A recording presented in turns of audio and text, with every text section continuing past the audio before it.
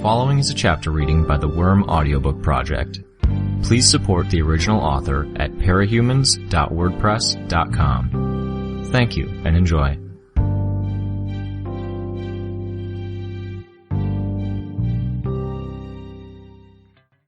.8 How did it go? Tattletale called out to me before I had even landed. I set Atlas down on the ground and hopped off. Whatever the fuck they dropped on the city, it apparently took out Crawler and Mannequin. I'll believe it when I see it, Tattletale said.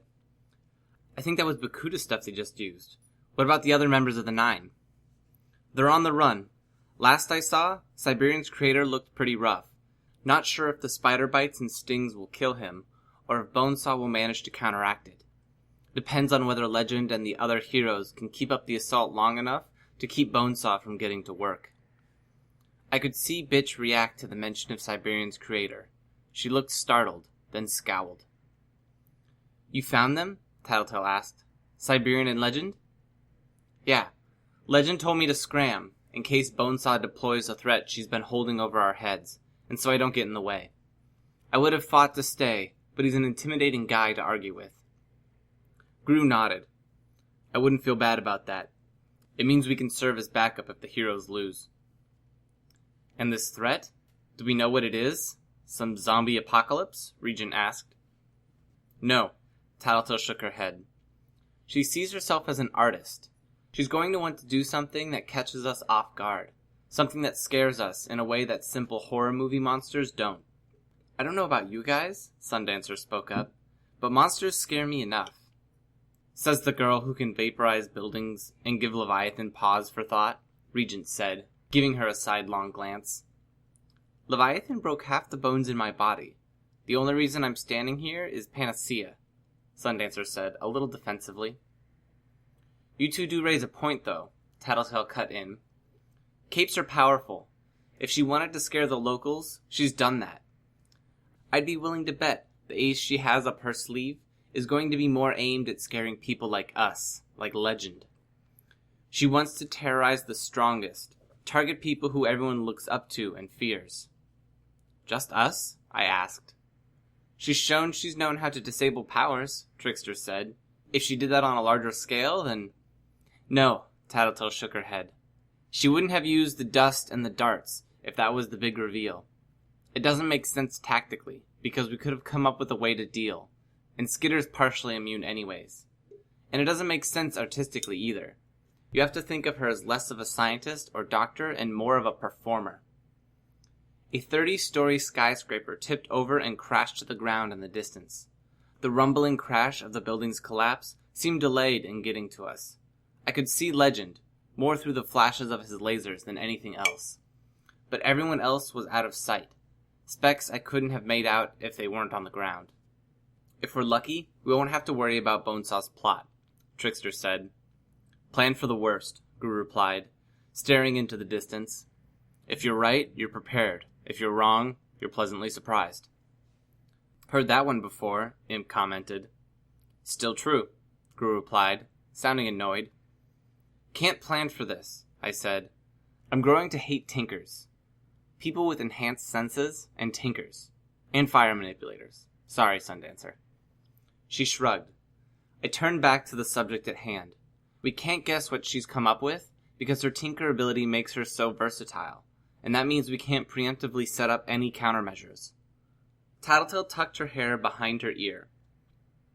Fits in a vial, assuming that vial she was showing off was the real weapon.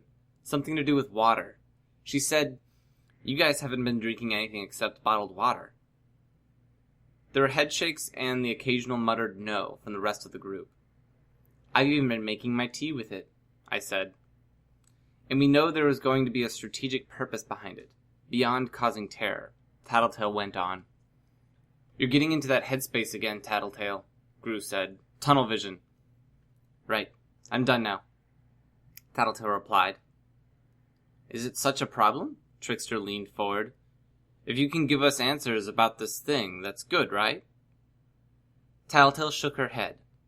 If I'm digging deep enough for answers that I'm losing sight of other things, it means I'm probably speculating, and that tends to mean I'm generating false positives, heading down the wrong path to the wrong conclusions.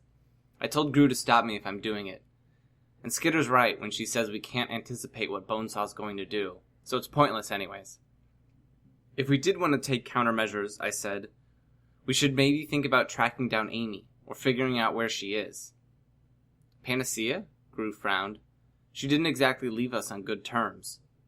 I know, but she can counteract whatever Bonesaw's done.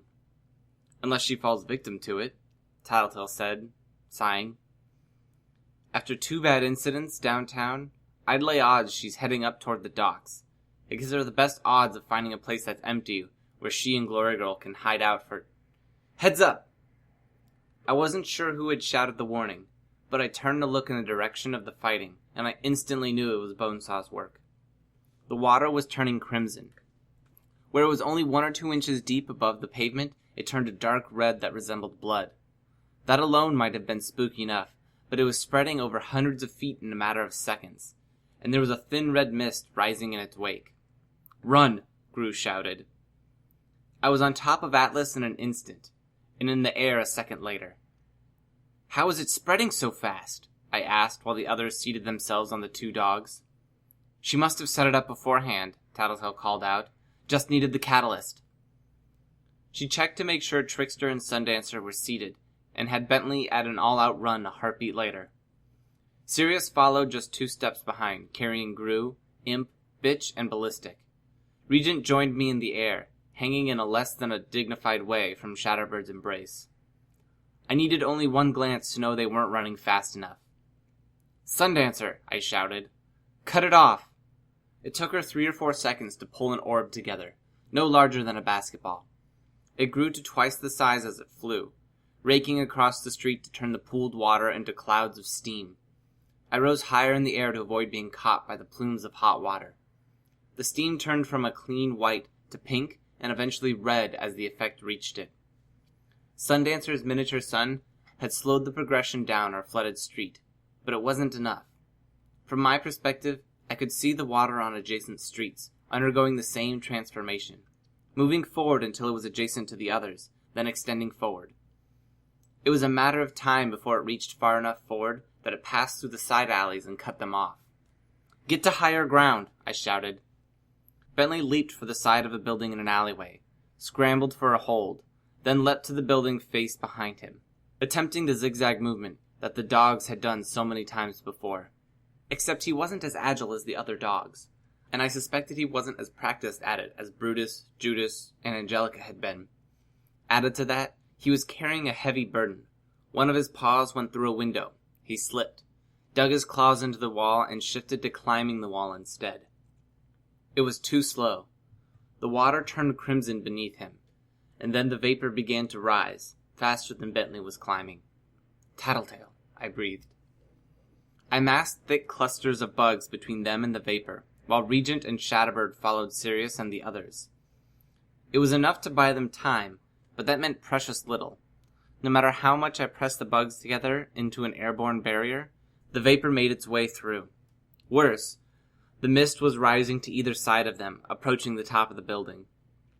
They reached the rooftop, and Bentley heaved himself over the edge. They hopped off his back, and they reached solid ground, and Tattletale stepped over to the corner of the roof to watch the rise of the red vapor. It was only a floor beneath them. Trickster pointed at the top of a building nearby, then looked up at me. I gathered my bugs there, again, pressing them together. Trickster looked increasingly impatient as the bugs massed, and the vapor reached the edges of the roof. I hurried over to the building instead, then hopped off, sending Atlas over to the other rooftop. Trickster swapped me with Tattletale, and I hopped over to ferry myself to the roof again. Didn't trust my ability to use Atlas to carry someone else, when I had to struggle to process his sensory input. Add someone else's shifting weight and movements, and I wasn't sure I wouldn't drop them. I was on the building again when Trickster swapped me for Sundancer. It left him, myself, and Bentley standing on the rooftop. I was on top of Atlas a second later, flying. The red mist crept in from the outside edges of the rooftop. He got on top of Bentley, looking less than comfortable holding the reins, and Tattletale whistled. It wasn't as good as Bitch's whistle, but Bentley perked up and ran, leaping for the side of a nearby building. He and Trickster reached the second rooftop quickly enough. The mist was still rising, not just below us, but up around the buildings nearby as far as the eye could see. "Shit," Tattletale said. "Not good." "There's a taller building over there," I pointed. "We should head there before the mist gets up here." "I'd call it a miasma," Tattletale said. "And is there really any point?" "It might stop rising," I protested. "It won't." Is that an educated guess, or it's not? I found myself at a loss for words. "What does it do?" I asked. "Poison? Something else?" "Probably something else. Or it's poison, but it's designed to do something besides kill us. How are the others doing?" I looked for Gru and Regent using my swarm sense. Gru, Bitch, Ballistic, and Sirius were on a rooftop lower than us, Regent directly above them. Cursory exploration with my bugs revealed a glass dome extending around the rooftop. My bugs could fit through the gaps in the glass, which meant the miasma would as well. I did what I could to block up the holes, and I knew it was useless. "Brian, Rachel." "I think they're caught," I said. I don't know what to do." "You have a gun. You have your bugs. If the 9 are going to let their guard down, it's going to be now. All the ones who are still left are priority targets. Finish off Siberian, and taking Jack and Bonesaw out of action will be doable." "You're saying I should leave you?" "Yeah." She looked down at the rising mist. "No, that's ridiculous. Let's get you to higher ground." "It's futile. You'd be buying us a little time, but this is looking pretty inevitable. Your time is better spent going after the 9. If you can't find them, or if it's too dangerous, find Panacea." "This isn't negotiable. I can't do anything for Gru and Rachel and Ballistic. Regent tried and he failed. Let me do this for you." Tattletale frowned. "Fine, but you'll have to hurry. That's a lot of distance to cover, and the miasma's nearly here." Trickster cut in. "Gather bugs like you were doing. Remember that they're not as dense as our bodies are, so we need more than you think if I'm going to swap them for one of us." I nodded, and flew for the tallest building in the area. I turned around and waited for Trickster to swap me. He didn't. They stood at the rooftop's edge, looking my way, and the dark red miasma climbed up the sides of the buildings around them. It felt like my heart dropping out of my chest. Brian, Rachel, now Lisa? I couldn't afford to turn and confront them. Time was too short, so I focused on gathering my bugs. I clustered them together, pressing them into a largish human shape. How many was enough? I felt a jarring sensation as Trickster swapped my bugs to his location. Sundancer appeared beside me. "Why?" I asked. She shook her head. They didn't say anything. They were both really quiet while you flew off, and then Tattletale said, "It doesn't look like her plan will work out. Tell her I'm sorry." Trickster teleported me here before I could say anything or ask what she meant. Why isn't he teleporting Tattletale out, or himself? There's still time for... I looked at the cloud. Not enough time to save both now. He could save one of them, and I could probably get Atlas there and get out of harm's way before the miasma reached me. His power gets slower with distance and difference in mass, Sundancer hugged herself. Maybe it's too slow, and he doesn't think you'll have time to run, or, I said. The sentence didn't deserve to be finished. There was the other reason. The notion that he was deliberately avoiding using his power because he knew I didn't have the time to get back to them before the miasma reached them. Are you going to be okay? I don't know. When you've left, I'll use my power. And I guess I'll wait here until... She stopped. Until when? There was nothing saying this miasma of Bonesaw's would disappear or settle anytime soon. I hate being alone, Sundancer said. She settled into a sitting position. It's like I can count on my hand the number of times I've actually been on my own. When I was little, I was always with my mom, or always in school, always in after-school activities. Ballet, violin, lyrical dance, voice lessons, acting lessons. Never a moment to think for myself. Even after I stopped all that, I was with my friends, always in a group. I stared at Tattletale and Trickster. I couldn't make out their faces, but my bugs could make out the shapes of sounds that had to be words. They were having a conversation, just like we were. I remember you said it was lonely, being in the Travelers. It was. It is. But I was still with them, part of the group. The time I've spent in my territory is the longest I've spent on my own. Actually managing the territory, scaring off Hookwolf's people, that was easy. Being all on my own was unfamiliar ground, soul-crushing. I wound up going back to Coil's base to spend time with Noelle and Oliver. I didn't even really like them before all this began. But being alone, agonizing over everything that's been going on, no distractions. The miasma had reached the rooftop where Tattletale and Trickster stood. Trickster was pacing, while Tattletale stood with her back to me, her hand rubbing Bentley's blunted snout. It took only a few seconds for the mist to come in around them. There was no immediate reaction. The two teenagers and the dog simply stood, silhouettes in a stirring cloud of vapor that ranged from ruby red to crimson in shade. I swallowed past the growing lump in my throat. "And now I'm alone," Sundancer said. "You're going to go after the 9, and I'll wait here all on my own, going crazy as I wait and watch and see just what happens to them." If I picked up on anything over the last few months of wearing a costume, it's that humans are stronger than you expect, I said. It was as much to myself as to Sundancer. We can endure a hell of a lot of punishment before we break, and even after we're broken, we tend to keep on going. Could be physical punishment, getting stabbed, getting scarred, broken bones. Could be mental, losing a loved one, being tortured, even the way I feel like breaking down and crying over the fact that just about every other member of my team is probably fucked, but I'm holding myself together. Humans can put up with a hell of a lot. "I don't think this is the right time for optimism," Sundancer said, bitter. "Optimism?" I shook my head.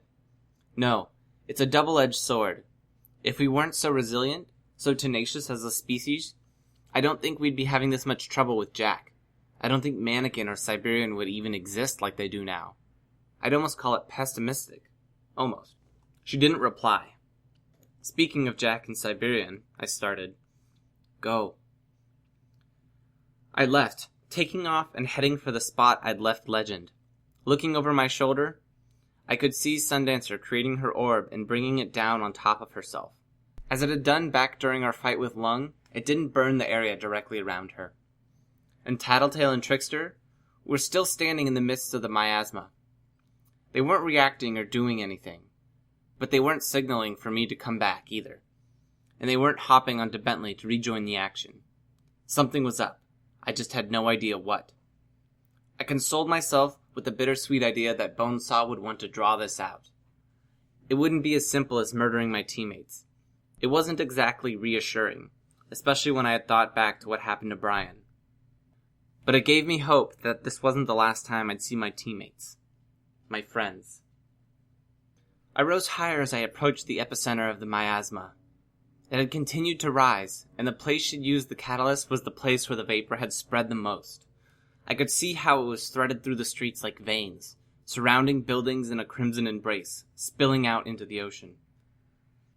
The water of the bay, I noticed, hadn't changed. Was the salt killing whatever organism she designed to spread this effect?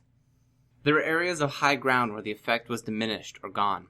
There were hills here and there where the area hadn't flooded and the miasma wasn't reaching so far into those spots. Hopefully that meant the civilians wouldn't be so affected. The high ground, where flooding wasn't an issue, would also be the place where people congregated for shelter. A series of bright flashes caught my attention. Between the distance and the cloud of red vapor, I could barely make him out, but the staccato lasers let me identify him as Legend. He was fighting. I sent my bugs down into the miasma, drawing them together into a swarm, and placing them strategically, painting a mental picture of the area, the layout, and the positions of the combatants. Just to be safe, I drew closer to a rooftop. It wasn't safe to land, but I had hopes the building would offer me some cover against Jack. I held the bulk of my swarm at bay, waiting for the moment I could assist Legend in fighting the 9. He wasn't fighting the 9. Legend was shooting at teammates. He shouted something, but neither my ears nor my bugs were able to pick out the words. Really wished I could use my bugs to hear. Had they gone berserk? Rage? No. I could sense others hiding. In fact, it seemed to be the primary concern of the people in the miasma. hiding, staying out of trouble, putting distance between themselves and the others. Even Legend was pulling his punches. His lasers were non-lethal as far as I could see. Paranoia? Weld, who I had identified by his lack of a costume and the metal growths on his shoulders, was standing with his back to a wall. His hands were blunt weapons, and he was swinging them through the air to threaten anyone who approached. A small figure, who could only be Vista, was backing away from two adults. She got too close to Legend, and he fired a spray of laser blasts at her. None hurt her or penetrated her costume, but she staggered and fell. I could sense the ground bulge, spearing up into a pillar. As the ground beneath them stretched into the pillar's vicinity, others staggered or got disoriented. At the pillar's top, a roughed-up Vista bent the ground she'd created to place herself close to the rooftop and hop down onto solid ground. She coughed. Okay, at least she wasn't someone who could kill me if this went the wrong way. I called out, "Vista!" She whirled on the spot to look at me, then swiftly began backing away. I raised my hands to show her I meant no harm. "Hold on, I'm safe." "That's just what they would say," she retorted. They? Who? The Nine? In what universe would I be a member of the Nine? "Shut up. Don't try to convince me. Just back off. Leave me alone until all this stops." She was breathing so hard I could see her shoulders rising and falling through the protective suit she wore. A thought struck me. It was working through the suit? The mask had to have filters for smoke. Why hadn't it worked against this miasma? "I just want to help. Leave." She used her power, extending the pillar she had used to ascend to the rooftop. It missed me by a wide margin, but the threat was clear enough. I regretted it the instant I did it, but I moved forward to avoid any further movements from the shaft of asphalt. If I was going to fall, I wanted to land on the roof, instead of the alleyway a dozen stories below. "No!" The word was as much a scream as anything else. She extended the shaft well over my head, and then pinched it off so the top part fell. I'd seen her fight Leviathan, and she'd done the same thing then, if on a somewhat bigger scale. I had Atlas carry me out of the way and watched the teardrop-shaped piece of asphalt crash to the floor of the alley. That, apparently, was enough to get Legend's attention. He rose from the street level and surveyed the scene. He'd taken off the hazmat-style mask and filter, and what little I could see of his expression was drawn.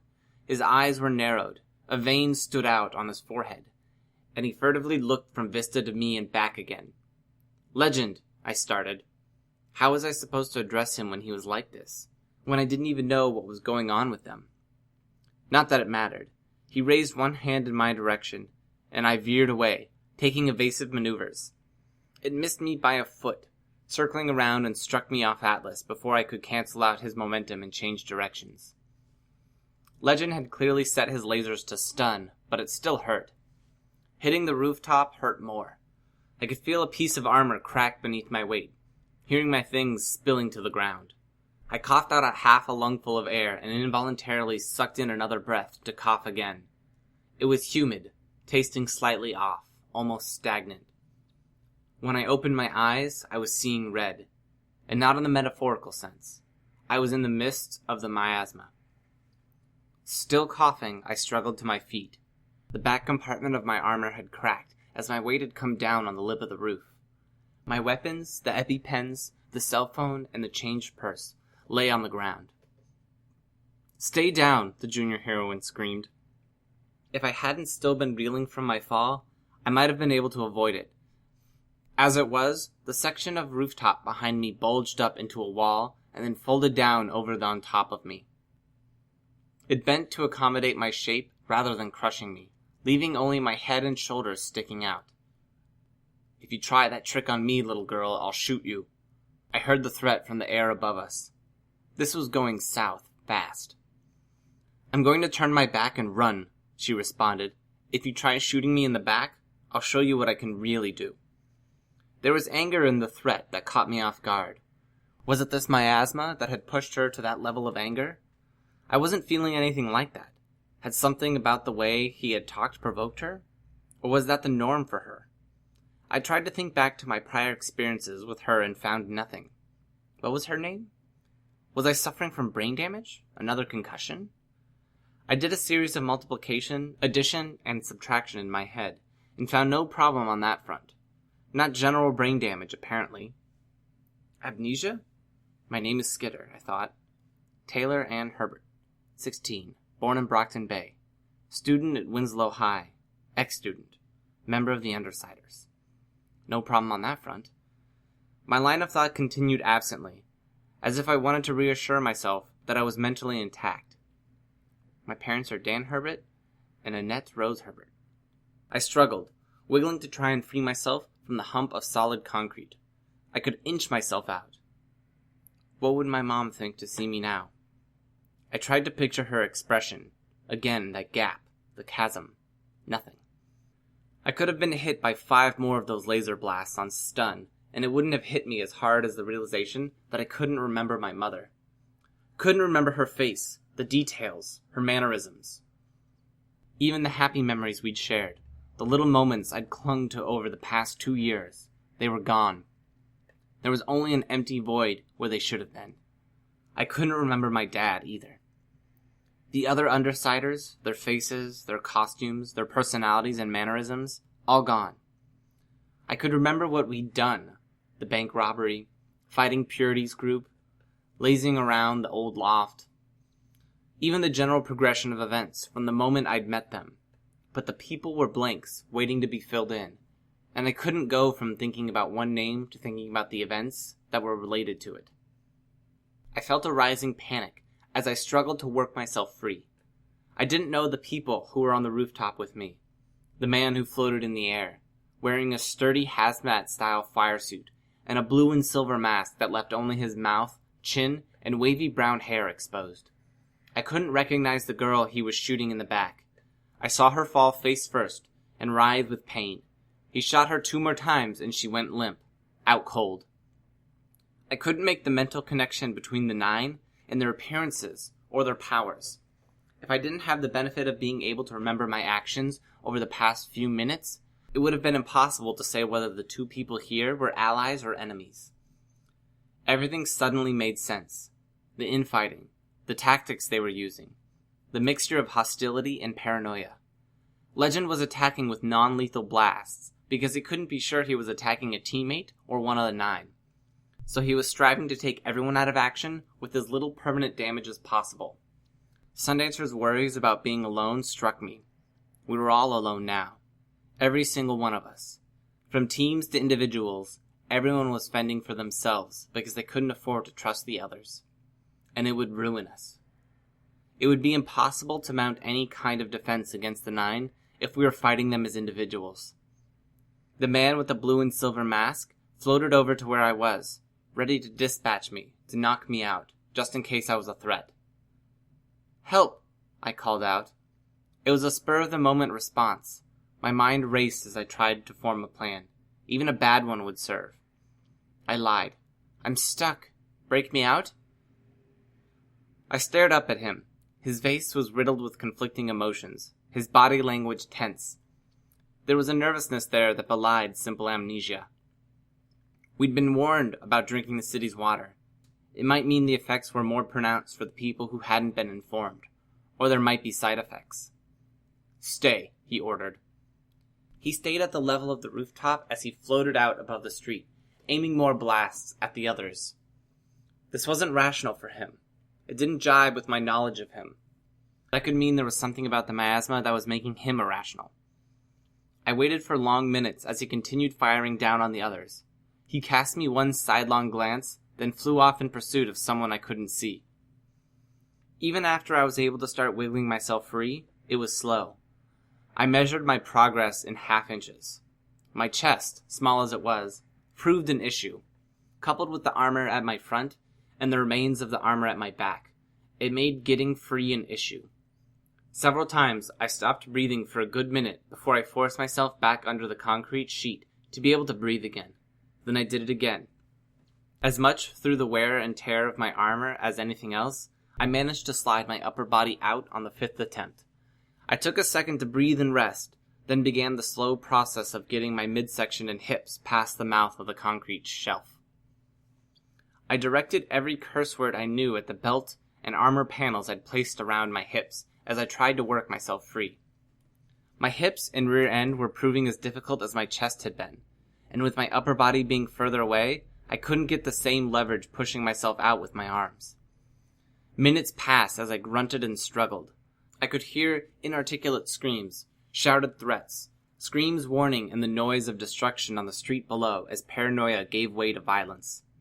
I brought Atlas to my side, but even with his strength and his horn, he wasn't enough to affect the concrete. I used his help to squeeze myself out, bracing his horn against the lip of the concrete sheet and pulling. When I was free, I gathered my knife, baton, and gun from where they had fallen and fit them into the few remaining elastic loops in my ruined utility compartment. Cell phone was a yes, but I didn't have a spot for it, so I tucked it in the chest compartment of my armor. Similarly, I stuck the EpiPens and change purse through the space between my hips and the belt, wedging them in next to the straps. I double-checked that Atlas hadn't been hurt by Legend's lasers, and then climbed on top of him. There was destruction below, and signs of the mad fighting between capes. Sheets of paper frozen in time, a mailbox destroyed, a light post toppled, all still in the midst of the red water.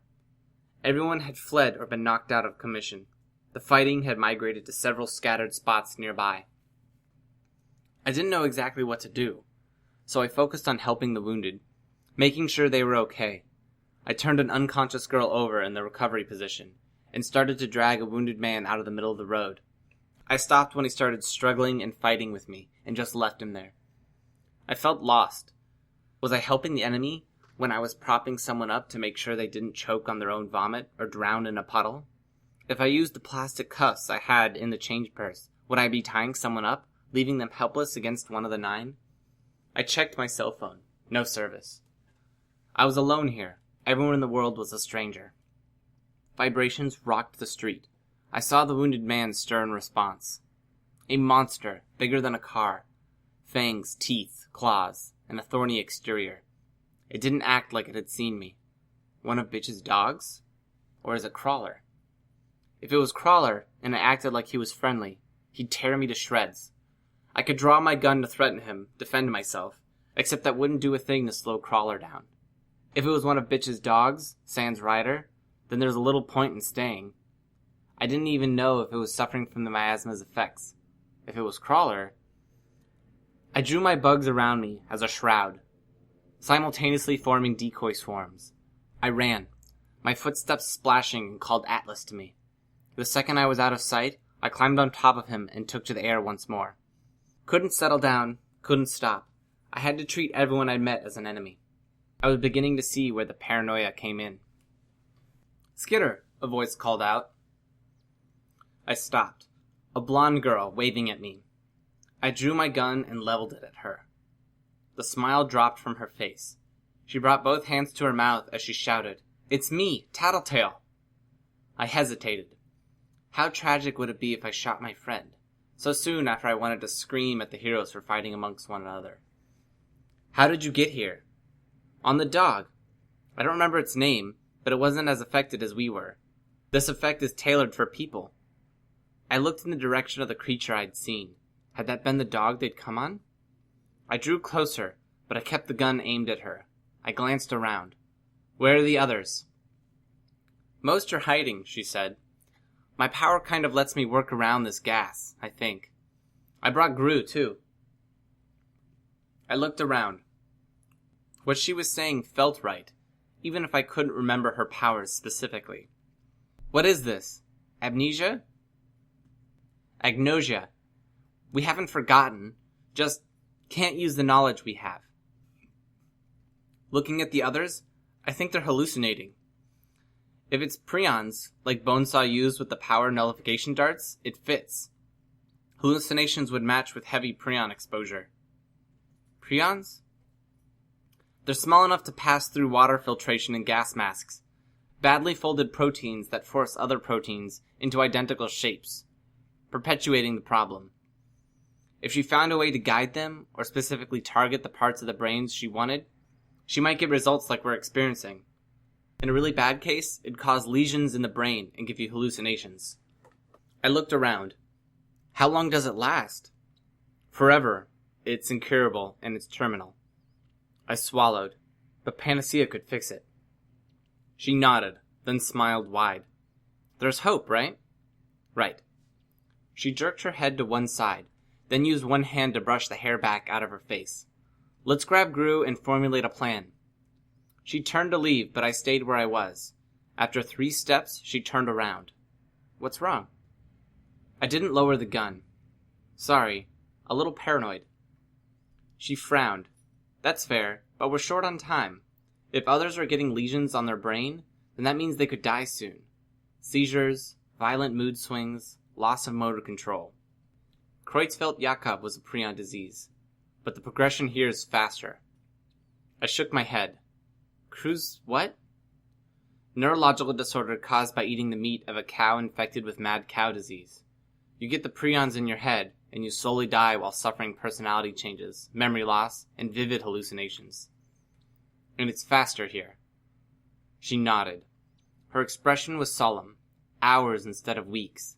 And as people experience mood shifts with anger and fear, or if the hallucinations get worse, the fighting among teammates will too. I finished. It could get ugly. If we're going to save everyone, we need Amy. For that, we need to ask Cherish. I shook my head. Who? You remember capturing a member of the 9?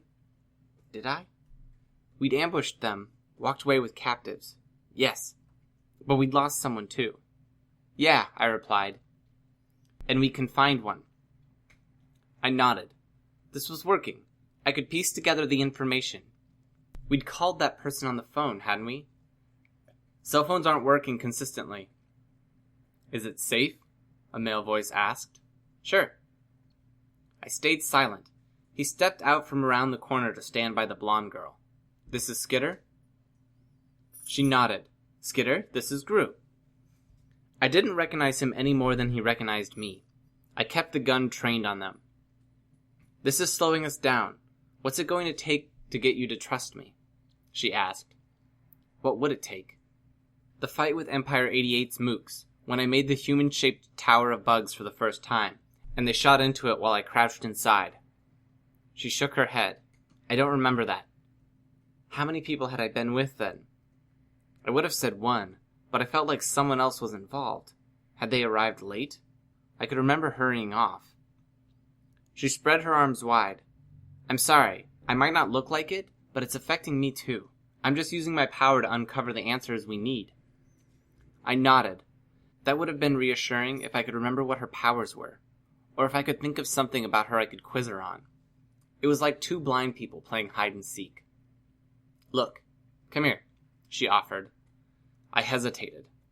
You can keep the gun. I'll keep my hands above my head. Gru, stand back. He stepped away and leaned against a wall, his arms folded.